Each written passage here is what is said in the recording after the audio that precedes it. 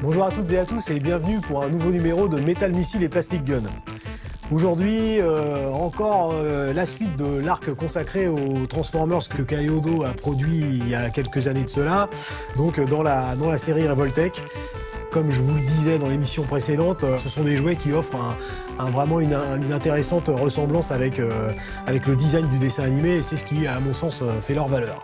Donc, à tout seigneur du mal, tout honneur, nous allons commencer par l'empereur de la destruction, Megatron. Je pense que les fans connaissent Megatron.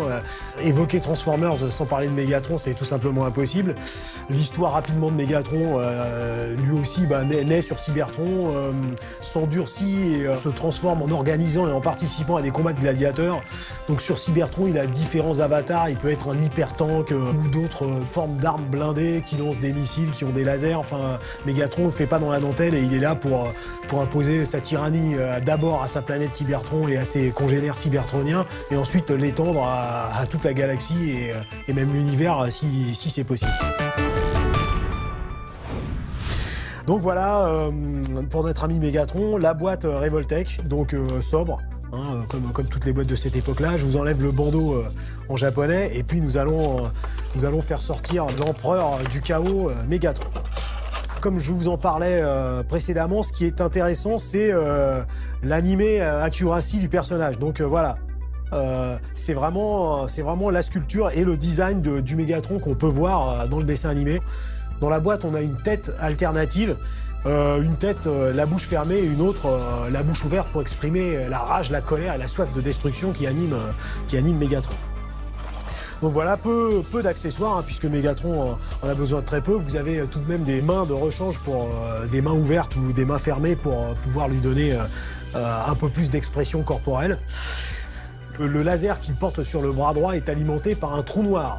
Donc une source d'énergie illimitée, qui est une sorte de pont interdimensionnel alimente. Donc vraiment, vous avez Megatron en face de vous, qui a les moyens de parvenir à ses fins, c'est-à-dire de vous balancer une énergie inépuisable à pleine puissance dans la tronche.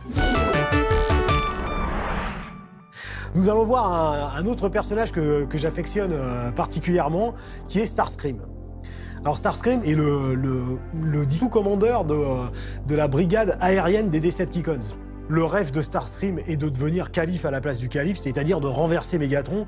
Mais le problème de Starscream, c'est qu'il est vain et surtout stupide. Donc ça, c'est un gimmick qu'on revoit souvent dans la série et qui est assez amusant puisque Starscream a une ambition démesurée mais n'a pas l'intelligence de son ambition, donc surtout face à Megatron, il n'est pas sorti de l'auberge. Donc à défaut de sortir de l'auberge, on va le sortir de sa boîte.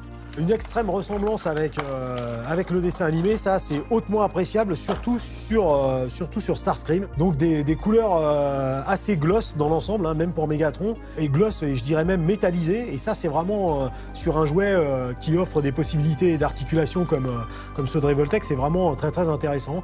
Nous avons le sigle des Decepticons ici, qui est inversé puisque lorsqu'il se transforme, la voilure de sa forme d'avion se met dans l'autre sens.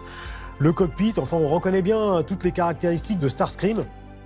Voilà, donc dans la boîte vous avez des sets de mains, les doigts pointés, des mains ouvertes, et puis aussi quelque chose qui ajoute à la valeur du jouet, c'est qu'à l'intérieur de la boîte de Starscream, vous avez Megatron transformé à l'échelle de Starscream. Donc vous voyez ici, c'est un Walter P38, l'avatar de Megatron, puisque tous les fans aussi se rappellent de cette fantastique scène où Megatron se transforme, se replie sur lui-même et devient une arme. Starscream le saisit au vol et balance la purée avec. Ensuite, habilement, car ça vient du Japon, hop, vous enlevez la crosse supplémentaire, vous glissez l'arme dans la main de Starscream, vous réintégrez doucement, bien sûr, avec soin, la crosse. Et ainsi, vous avez Starscream qui, à son corps défendant, va pouvoir permettre à Megatron d'exprimer toute sa puissance. Sur la boîte même, il y a une image où on voit Megatron qui piétine Starscream. Donc là aussi, ça vous éclaircit sur les rapports qu'ont ces deux personnages dans la série. Voilà, du leader de forces maléfiques, des would-be commanders, des dévorés par l'ambition, mais qui n'arrivent pas à arriver à leur fin. tout ça, c'est violent, c'est presque politique. Les jouets sont quelque chose de beaucoup trop sérieux pour être confiés aux enfants.